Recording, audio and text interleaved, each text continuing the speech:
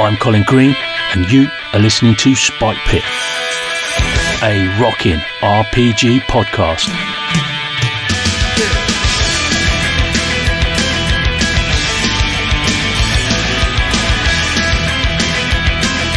Strap in and enjoy the ride.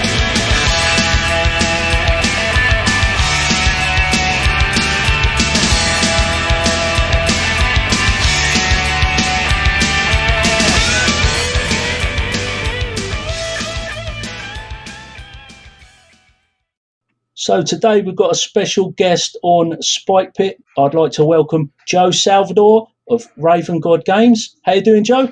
Great, Colin. How are you? Yeah, I'm pretty good.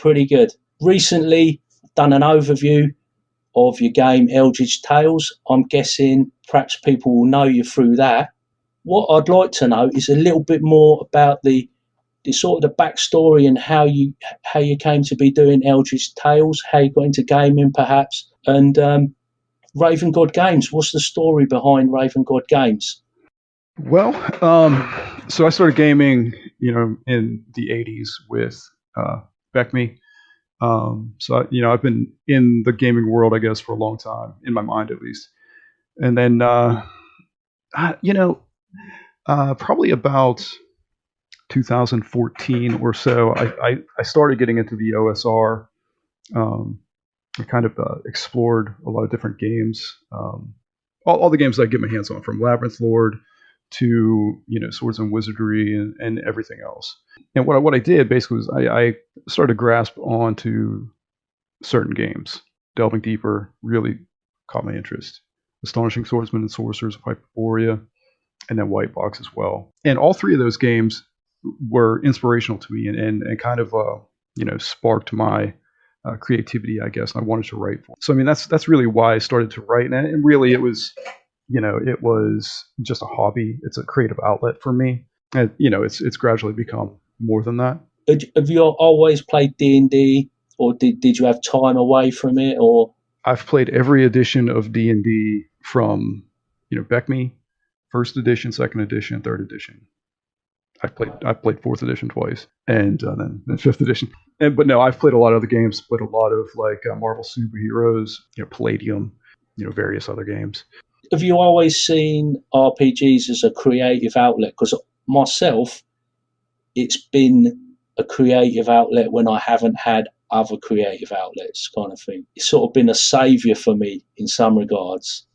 And I know, you do some art, and obviously you're writing. I feel like everybody needs something to take their mind off of real life or the daily grind.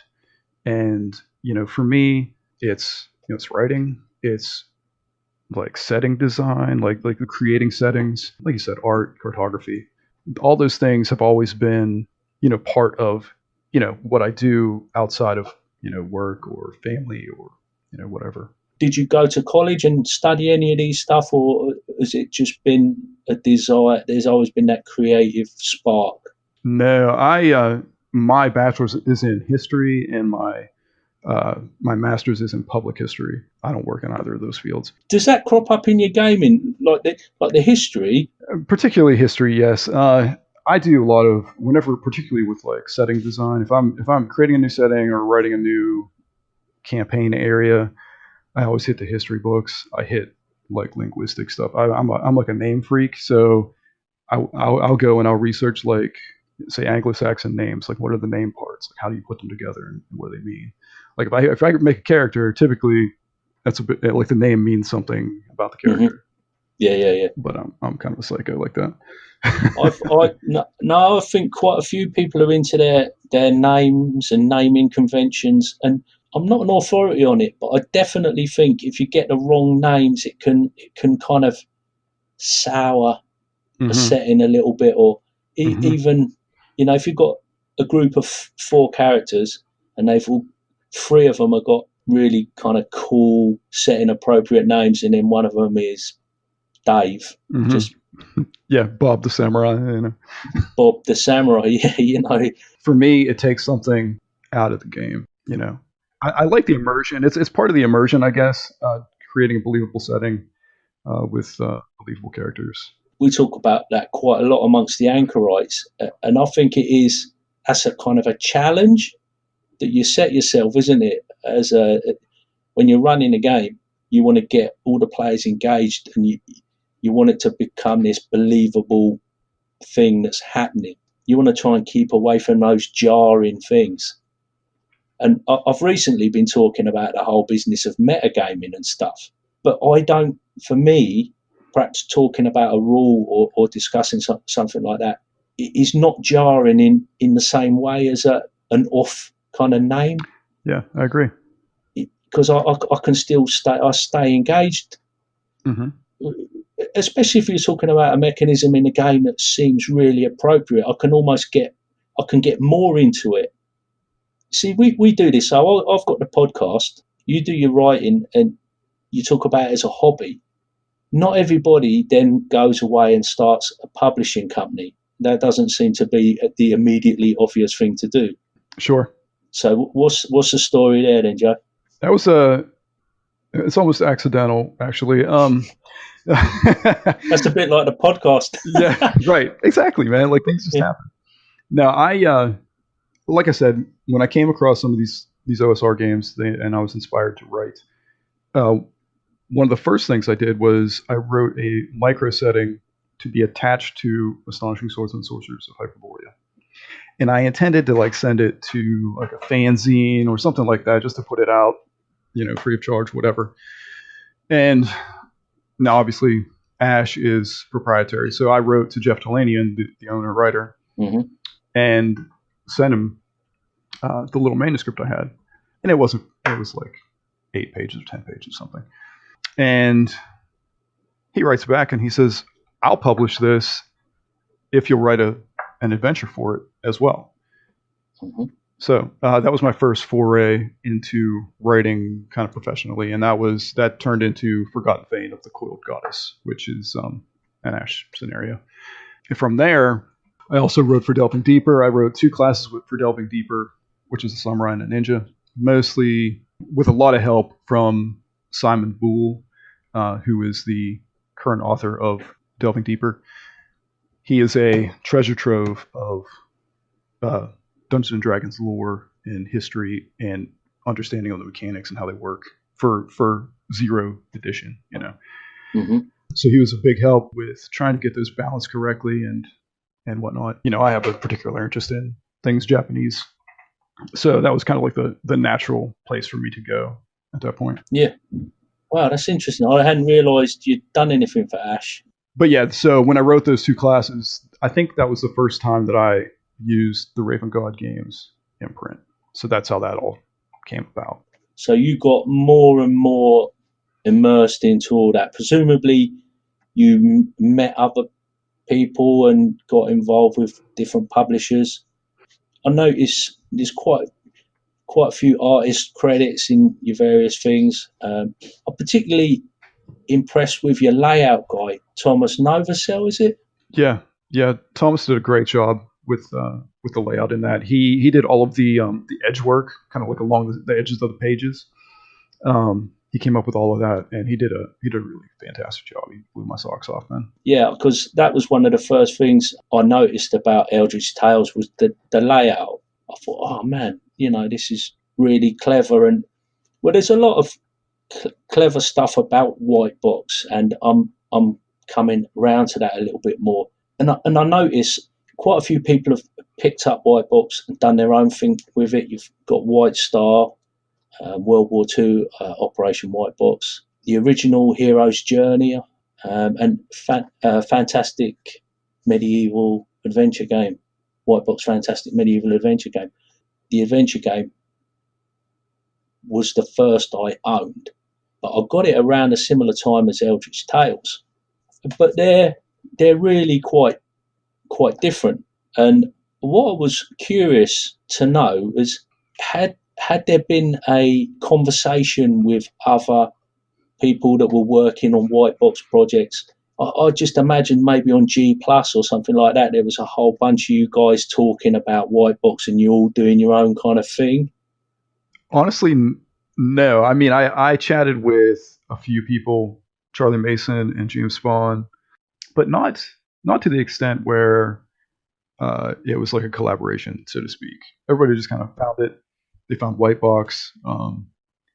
The manuscript for White Box is like, it's open license. Like you can go and download it, like a Word doc format, cut and paste it and change it, and it's yours. So you'll notice that most of the White Box games, the core rules, they're all worded almost exactly the same. There's very similar things, and then you just kind of tailor those rules and those basic the basic fantasy rules and tailor them to your genre, your setting, or whatever. So there's this interest in White Box. Now there's got to be an interest there in Lovecraft or Eldritch stuff for you to want to go away and do that. And so I was thinking around that and wondering, have you or did you ever get into playing Call of Cthulhu? Or were you reading Lovecraft?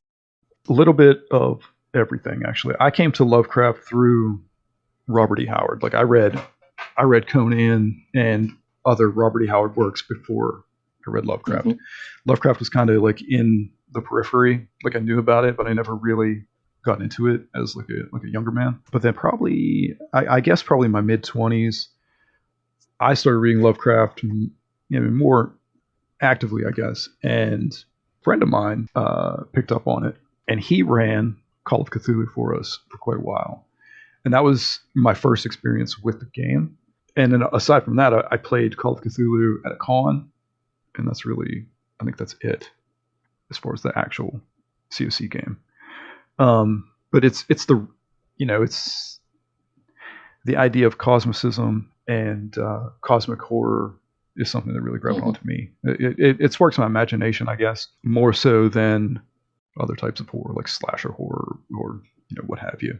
So, I mean, I guess whenever I started working on Eldritch Tales, that would have been the end of 2015. And, well, to be honest, my dad passed away not too long before that. And I was kind of looking for something for my brain to do. And that's kind of why I started writing it. And I knew I wanted to do something with White Box and kind of looked around. I want to say White Lies was out at the time. White Star, I think, was out already. I don't know about Operation White Box and what came after that. But I looked at some of those games and, I just loved what they were doing. I mean, I loved how they were taking those early fantasy rules, the simplicity of them. Their White Box is real clean. Like, there's a lot of room for the referee or the GM, whatever you want to call them, to just make a ruling and move on. Like, you don't have to be bogged down in rules and that kind of thing. And that really appealed to me. So I kind of looked around to see what genres had been done in White Box, and Lovecraft wasn't. And I said, why am I not doing that? And that's just how it started. And I noticed you mentioned it, that what drew you to White Box really is kind of the design space, in a way, I'm guessing. And I've noticed with the different games, just most recently I've read the World War II Operation White Box. And I noticed when people, in particular, write the classes, what's going on there is there's quite an addition of design going on with the classes. So each class quite often has bespoke abilities. With Eldritch Tales, for a White Box game, you've actually brought in quite a few, well, what would you call it, mechanisms or ideas? Well, it's ideas, really. You've got the archetypes, the classes. You've done a bit more with attribute feats and standardising that a little bit. And then there's the other stuff where I think you've imported a lot of the flavour in, which is with the skills, the occupations, the contacts. Oh, and then, of course, a couple of attributes in the form of, well, whether you call them attributes, I'm not entirely sure, but you've got mythos lore and you've got sanity. That selection of stuff has really brought the genre to White Box, isn't it? Yeah, I think it's important to have mechanisms, I guess, right, that support the genre, right? Like I'm not going to sit here and say that I got everything perfectly correct, because I don't think I did. But you have to have some sort of sanity mechanic for a Lovecraft game, right? Like that's kind of a standard. Like every game does it, because in a lot of his stories, people lose it, right? Like They're seeing things that break their reality, right? Their understanding of the world, of the cosmos, is challenged, and that's what cosmic horror is really. Like, that snaps your mind. But like you said, the classes, I wanted to stick with the 4 core classes, but kind of manipulate them a little bit. So we have the combatant, which is the fighter, right? And you'll note that each one of them kind of focuses on an attribute. So, the fighters or the combatant is basically strength or dex. The antiquarian is the intelligence guy. The socialite is the charismatic character, and then the opportunist is the dex guy, right? And that's kind of, I guess it's kind of a standard regardless. But what was it? D20 Modern that really focused on that, and it was it kind of appealed to me because your classes were actually like strength class, dex class. Like, I think it was like fast and heart healthy or something. I don't know, tough maybe. And I knew in my mind that I wanted to focus on the attributes, and that's why I did the attribute feats. Like, it's a really simple way of determining outcomes and conflict resolution, that kind of thing. Yeah. So for anybody that missed the overview where I explained some of this stuff, it is a D6 resolution, a 1d6 resolution. If you've got an average ability with no bonus in an averagely difficult situation, you need a 5 or a 6 will get you success. At the GM end, you can make it harder, and then at the player end, you've got a possible +1, maybe +2, or minus. So if you're really hopeless, you're only going to do an average task on a 6, and you're only rolling when there's some sort of doubt about the outcome, and it wants to be. I think you put in there it's sort of something sort of significant. I don't want a game I don't want to make the game just devolve into just rolling dice all the time. I listen to a lot of different. For a while, I'm not doing it anymore, but I listened to a lot of different like actual plays, and there were some called Cthulhu games that were literally just endless die rolls, and I was like, that doesn't seem appropriate for the genre. This is a Mythos game is being directly pulled and inspired by literature. So I want the fiction to count in the game. I want character actions and player ideas to matter more than the die roll. If that makes sense? Yeah, and I think reading it does seem like the rules get out of the way. Mm-hmm. Yeah, I agree.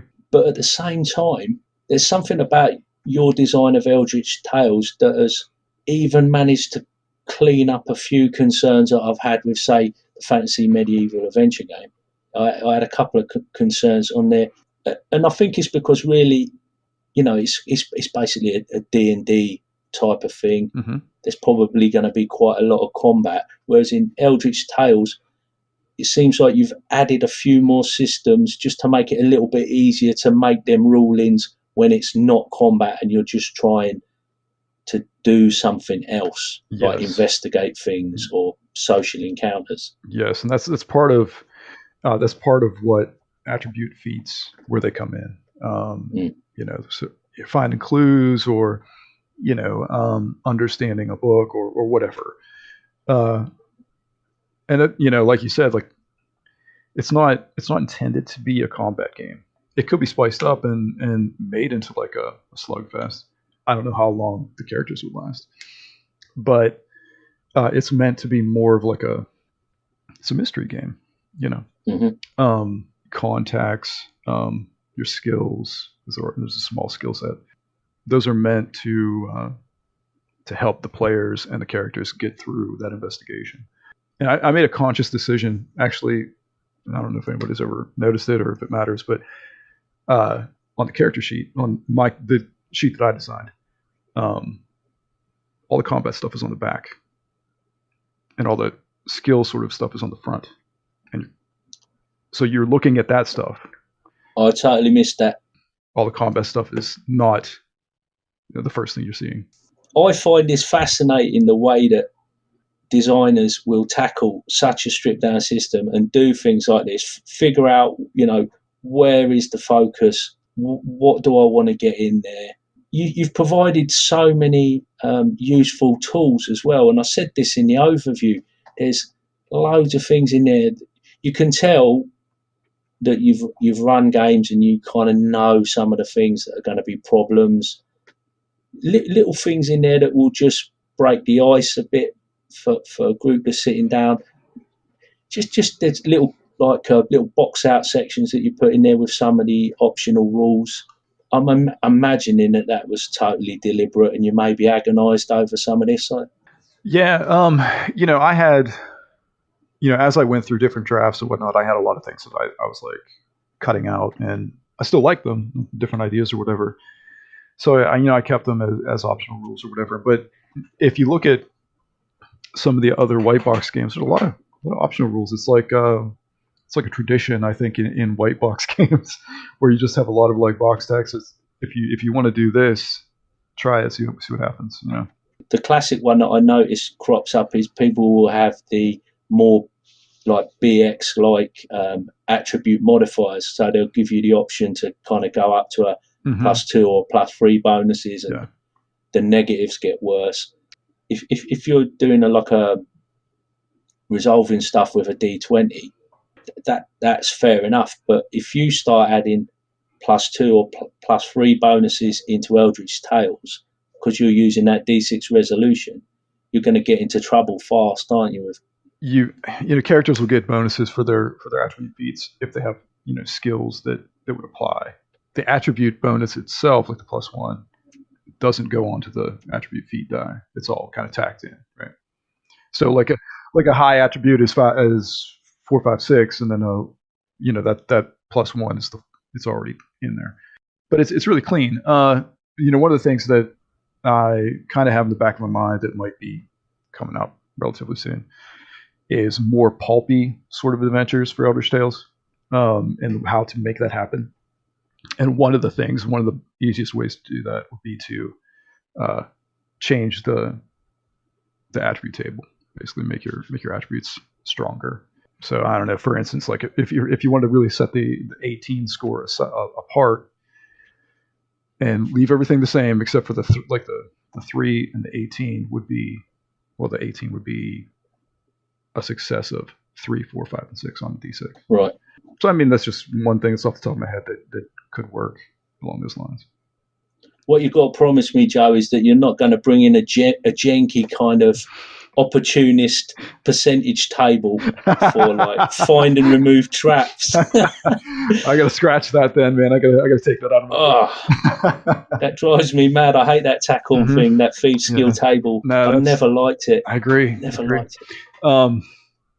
Like going back to me exploring different OSR games, that Thief and Delving Deeper. Well, I think that was the first time I saw that D6 resolution. And I was like, oh my god, this is amazing.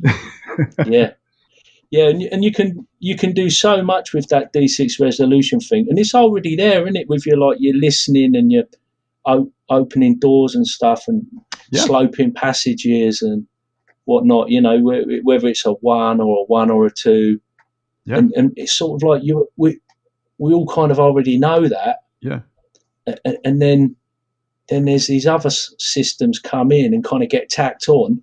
And I like the way that you've stripped them away. I mean, even in the white box fantasy, it's a D6 in there.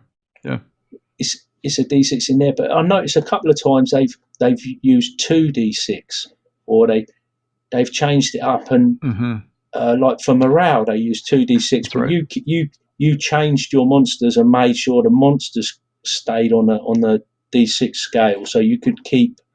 So you've basically got your roll 20 resolution for combat, haven't you? And then it's D6 resolution, I think, for virtually every other rule. Pretty much. How does a loyalty? I can't remember how your loyalty works now. Loyalty works on the D6. It's like morale. It mirrors morale. I think everything else is D6. +1, -1 for damage, but it's still a D6 roll for the most part. Just looking at it seemed like you'd made a concerted effort to kind of clean that up in that area. There's one thing I like about 5th edition. I do like the unified mechanic of the D20. You've only got 2, and that's. And saving throws are interesting in white box, because in other versions they do a lot of the heavy lifting with saving throws. Obviously, you've introduced the attribute feat roll, so that takes a little bit off the saving throws. But you've kept them, so you've got one saving throw value, which is like the difficulty rating, isn't it? And so, as characters increase, the difficulty of saves comes down. But because you've kind of codified what the attributes mean a little bit more, and then each of the classes has got their sort of specialist area, which I've seen in other white box things. They get you got a little bit of a bump in maybe your resistance to poison and endurance and that. But it's because it's just like this one number and it's tied to the attributes, it's super flexible. And I remember looking at Beckme, even as a kid, I always thought, why aren't the saving throws tied up with the attributes? And you've got 6 attributes and then there's 5 different saving throws, and it seemed like they were so close that kind of could tie together. In Eldritch Tales, there it was. I saw it, and it just seems to make so much sense. I don't think that I'm the first one to codify that, but yeah, it just makes sense. Just tie it directly. And you'll know, like in Eldritch Tales, I didn't quite take the step to just say a strength saving throw or a constitution saving throw. I didn't go that far. I just kind of linked them and gave some examples. Yeah, just kind of some direction for the referee to pull on, and hopefully just make it a little bit more smooth.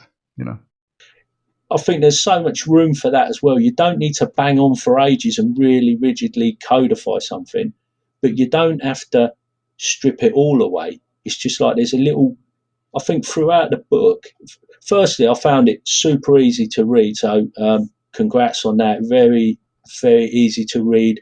I feel like it's one of them books I can pretty much pick it up, start reading it and read through the whole thing.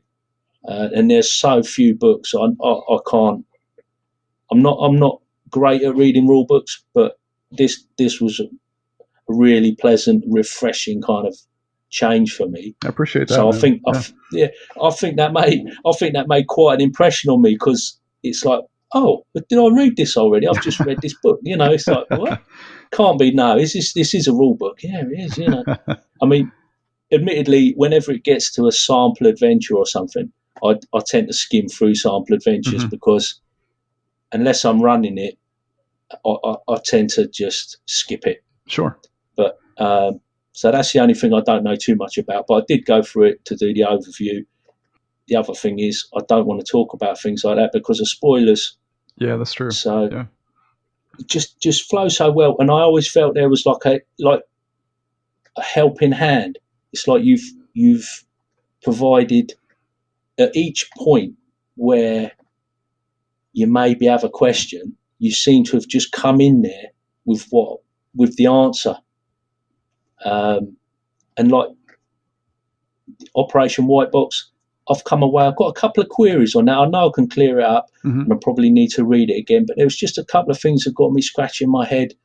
There's like a fire and move thing going on, and a couple of things where I thought, I'm not too sure. But what Peter's done in that is he's done quite a comprehensive example of play that's gone through several turns. And now you normally get a couple of pages, but he's probably got 10 pages of this example of play, and that can be really helpful for you. And I found it helpful for me just to see some of what he was trying to get across in that example of play. And I don't think designers do that enough. And designers' notes, I always think they're really helpful as well. But there seems to be I don't know if maybe that's an acquired taste. A lot of people don't want stuff getting bloat into the games. Yeah, I've seen both opinions on that. I feel like a lot of publishers don't want to do that because page count, basically. Yeah. Yeah. The more words you got in there, the more costly it is to produce it. But that kind of thing, I think I agree with you. I think that's really helpful. And again, delving deeper, like Simon Bull right now is working on like version 5 or whatever that is fully annotated as to where he got rules from, like back in whether it was the original box or strategic review or whatever, or just something that Gary Gygax wrote on a forum. I think I might have actually heard that he was doing that from someone, because Ray Oates has just popped up on my screen, and it was actually Ray Oates that was doing a lot of talking about delving deeper. So that's sort of a sign, I think. He was a big fan of the way it was presented and stuff like that, and I know that Ray likes to sort of delve into the roots of the game and find, he'll go through the old strategic reviews, and of course he's making his own games and publishing his games with Jellysaw, and I've played quite a lot of Ray's games, and it's really interesting to like now getting a chance to speak to the designer and find out a little bit of what's going on. It just fascinates me. I don't know what it is, and the designer's notes will crop up sometimes in war games. They'll put a back page with it in. Sure. And I just didn't sort of see much of it in RPGs until Ben Milton with Maze Rats. He mentioned a bit about design, and when he did Knave, he every couple of paragraphs, more or less in italics, there'd be a sentence of what he was thinking, because I think he was trying to create an old school feel, but he was doing things that were quite a departure from the norm. So I guess he perhaps thought, I maybe need to just explain what I'm doing here, or people are just going to switch off. Yeah, I agree with you. I think it's really helpful to just kind of get inside the mind of the designer's intentions, really. Like if there's just little notes, even like you said at the back of the book, or I mean, it could be footnotes or whatever, but I can definitely see the benefit of it. Yeah, I didn't do it myself, but I'm certainly not opposed to it. Yeah. Or even the other thing, if people were worried about the page count, maybe just do the exercise as like a short essay or something, and then just post it up online somewhere so that it exists for those that are interested, and you could just refer to it in your closing part of the book or in the introduction where you're introducing it. I would love to see more of that, and I think there's an audience for that sort of information. Yeah, definitely. Yeah, absolutely. Like especially with, in my mind at least, with OSR games that are kind of familiar, but they're bringing in new ideas and maybe some new mechanisms, and it'd be interesting to see, well, why'd they do this differently, or why did they change that or drop that? Yeah, I think that's a good idea. And as far as Eldritch Tales goes, I brought things in, introduced new things for the genre. That was so apparent as well. I thought you'd done a great job there. Really impressed with that. So for the folks like myself, the big fan of the game, you got Eldritch Inquirer #1. That came out earlier this year, wasn't it? Yeah, January, I think. Yeah. So the Eldritch Inquirer, what would you call that? It's like it's a bit more than a zine, isn't it? Yeah, it grew out of this, like the zine territory, I think. Which is, that was my first intention with it, was just make it real simple, maybe 20 pages, and throw out more, but that would have turned into probably less quality. Right. So as I wrote, it got a little bit bigger. My concept for the Eldritch Inquirer is to go through year by year of the 20s. So issue 1 was 1920. Issue 2 is going to be 1921, and so on. And each will kind of follow like a similar pattern. Like there's going to be historical information to help the referee build his games, or her games, so that they don't have to do the legwork to find all this information. Because we're not all scholars about the 20s. Like, people just don't know those things. But if you can open up the Eldritch Inquirer and say what happened in March in 1920, and you can read a list, that's pretty simple. And then I'll probably include name lists in almost every one because, like I said, I'm a name freak. And then, maybe some other new mechanisms or classes or what have you, and an adventure. I intend to have an adventure in every one. So instead of putting out just an adventure or just like a supplement, it's all in one package. It is somewhere between a zine and a supplement, and it seems like a zine. Zine seems a little bit throwaway, although not so much nowadays. I don't think anybody thinks of them like that. But I know you're like super discerning with your visuals and your paper and your printing and everything else. So you get it's like a proper little book. Yeah. That was the first time that I did the layout like that, and particularly for printing. Like, I hadn't done any kind of printing layout up until that point. So it was a learning experience for me. I learned that book's too slim to put any kind of spine text on because it floats all over the place. It's sometimes on the back, sometimes on the front. It just didn't work. So I ended up taking all that off. Just like little things that I learned how to do. So hopefully that'll become a little quicker for me in the future. Right. Yeah. So number 2 will deal with 1921, and now just departing a little bit from the Eldritch Tales. Currently in the works, you've got Reaver. What's the elevator pitch for Reaver? Reaver is my take on a sword and sorcery game with close ties to dark fantasy and historical fiction. And you and I have talked about this a little bit already, as far as like setting goes. Like I go to the history books probably first and foremost for inspiration. So my settings are pretty realistic and tied to like things that we know. But no, Reaver is going to, it's coming from a lot of places. White Box is probably where it originally came from. Okay. Yeah, like my first drafts of it were just it was like a White Box rewrite, more or less. But then I started introducing more things and visiting different games for inspiration. But my hope is that it will, a player can take it or a referee can take it, and they could run a Conan game or a Solomon Kane game or any kind of. They could even strip out the actual magic and just do historical fantasy or historical fiction. You could run a game like if you're familiar with Bernard Cornwell's work, his history books, his history fiction, something like that. Just run something like that, and you could easily do that. I think you could do that with Reaver. So his most famous one is probably Sharp's Rifles Absolutely. and that sort of series. Absolutely. But he's done a Dark Ages one, hasn't he? The Last Kingdom series is excellent. I just finished that. He did a rewrite of the Arthurian tale. So Reaver, I want Reaver to be malleable enough to support those slightly different but closely related genres.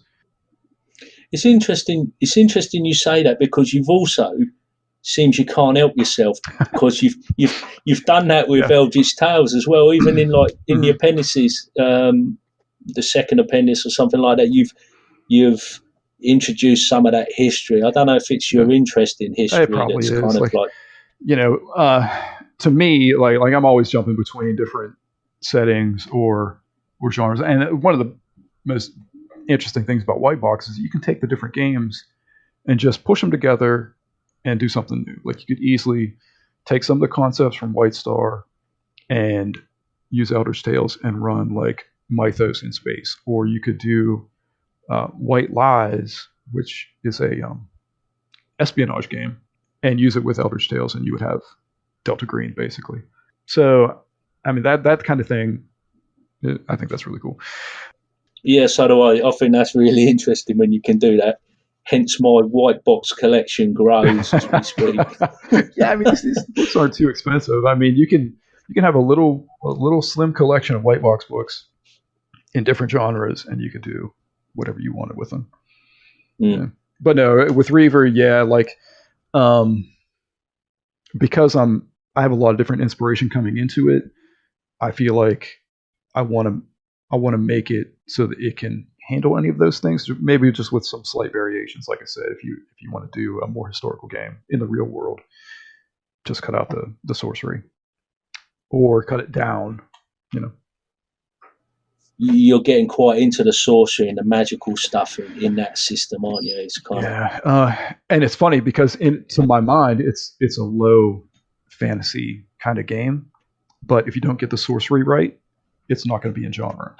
But a lot of it's the flavour, isn't it? Like you say, the genre, the kind of vibe is a lot of it gets carried over with the kind of almost where it's perilous kind of magic, isn't it? It's kind of sort of a little bit sinister and Yep, risky. Absolutely. And I'm talking about different sources of inspiration. So I've looked at different books, different games, from Warhammer to Ash to what have you. And while some of the spells in Reaver are clearly drawn from like your average D&D spell, some of them are drawn from just completely different places, man. Like inspired for completely different things. And your high level magic user is going to be, I think it'd be pretty interesting. Like obviously I haven't played it yet. We haven't gotten that far. But I'm still kind of like trying to get sorcery particularly, right where it needs to be. Yeah, that was the impression I got. I think as far as, like combat and whatnot, that'll be familiar to pretty much everybody. It's basically the things that are more specific, like you said, to the flavor. It has to be right, or it won't serve the purpose. Yeah, definitely. Well, it's exciting stuff. Quite a lot going on to keep you busy. I don't suppose that Reaver's an anytime soon type of endeavor at the moment, is it? No, my plans for that, I'm not really sure if I want to kickstart it. Like with Eldritch Tales, I produce that with my paycheck basically. So with Reaver, I might want to try a Kickstarter. Kind of afraid of Kickstarter, just because of the stories of failure. So if I go that way, it's going to be basically done. Aside from art. So are you a face your demons type of guy, Joe?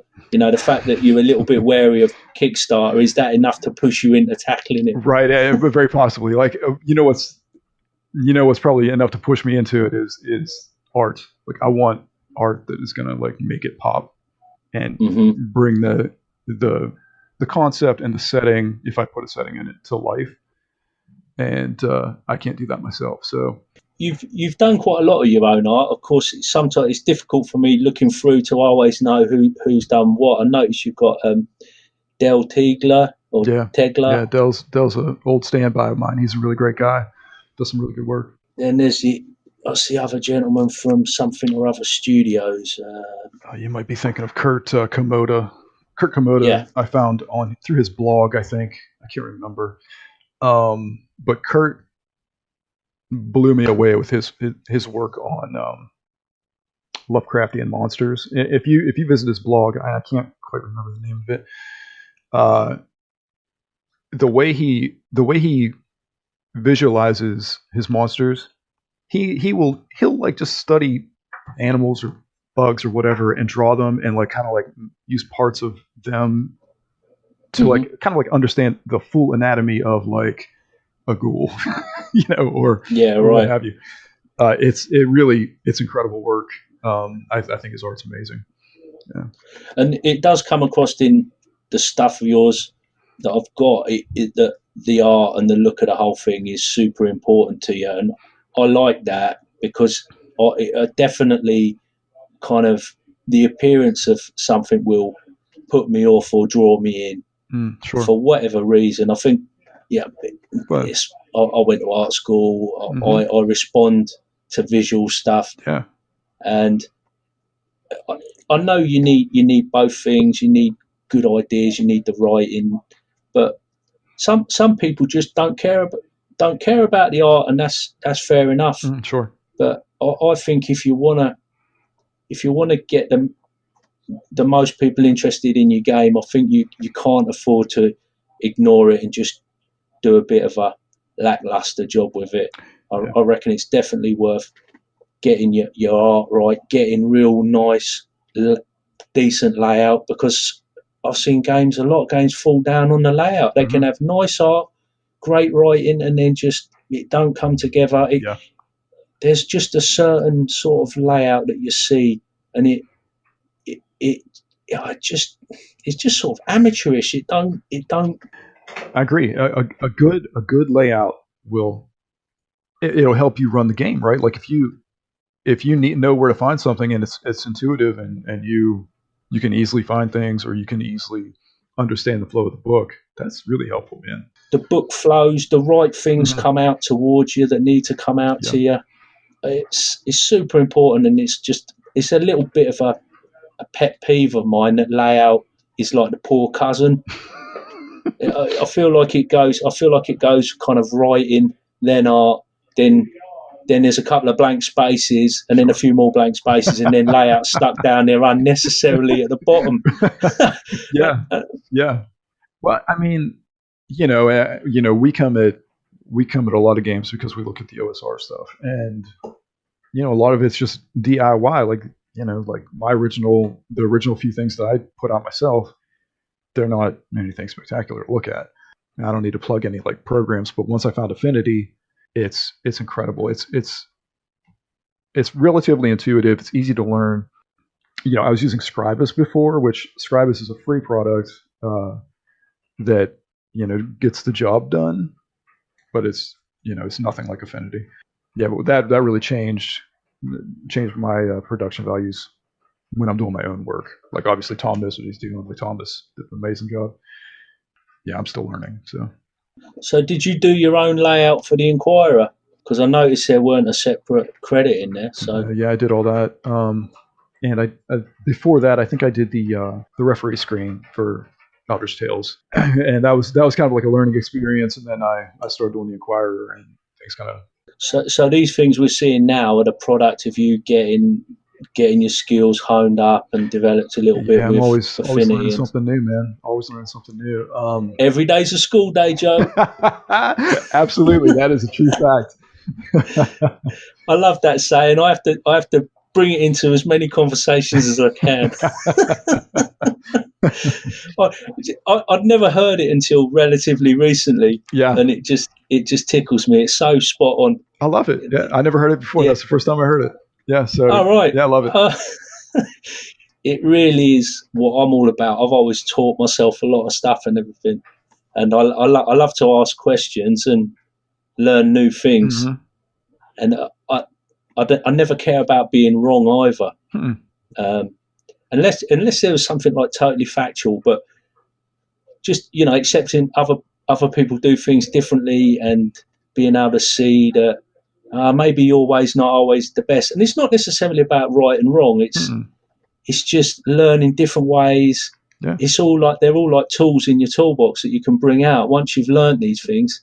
They're there, aren't they? And just keep an open mind. You just got to go through life, keep an open mind, and just be willing and ready to learn new things. Yeah, because your skills. I mean, I used to do quite a lot of lightweight backpacking and everything, and keeping your kit down. And people always said, the lightest thing that you carry around is knowledge. If you can take something from your environment and turn it into something useful, you that might save several pounds of equipment in your pack. Sure. And it all adds up. I love stuff like that. Yeah, man. But I'm windowing out now, Joe. I'm windowing out into lightweight backpacking. I don't even know how we got there. I've done a bit of that myself. So. Oh, cool. Yep. Right.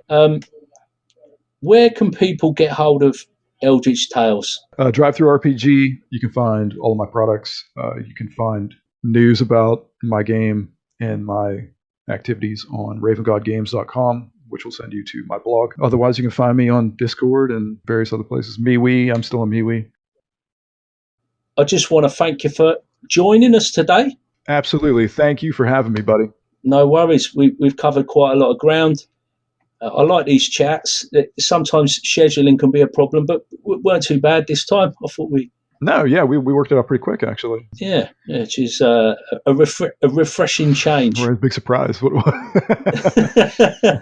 No, but yeah, very cool. Very cool. Good times. Like I say, thanks, Joe. I hope people find that interesting, and catch up with you again soon. All right. Cheers, Colin. You take care. And that, as they say, is a wrap. Big thanks goes out to you, the listener, for taking a bit of time out of your day to listen to old Spike Pit. Take care, and I'll catch you later.